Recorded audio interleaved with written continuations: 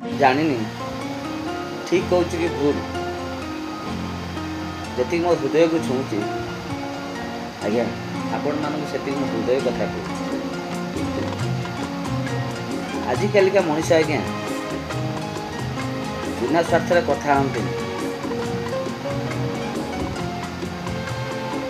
ବିନା ସ୍ୱାର୍ଥରେ ପାଖରେ ବି ବସନ୍ତିନି,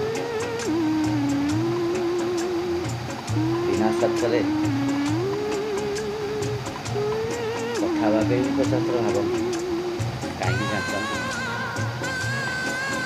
ସେମାନେ ଭାବନ୍ତି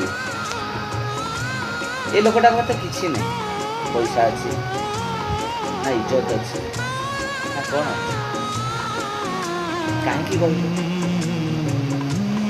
ସେମାନେ ସବୁ ସ୍ୱାର୍ଥରେ ଅନ୍ଧ ଥାନ୍ତି।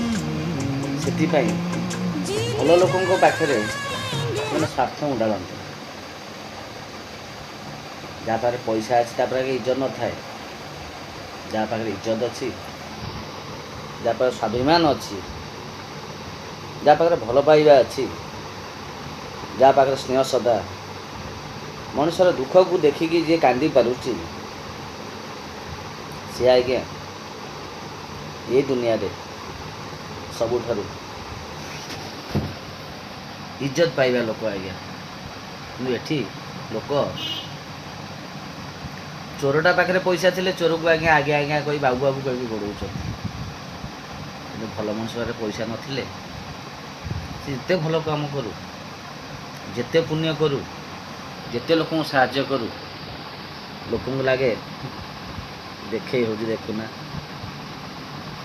ପାଖରେ ପଇସା ଟଙ୍କା ନଥାଉ ଡେଇଁ ପଡ଼ୁଛି। ଠିକ୍ କହିଲି ନା ଭାଇ?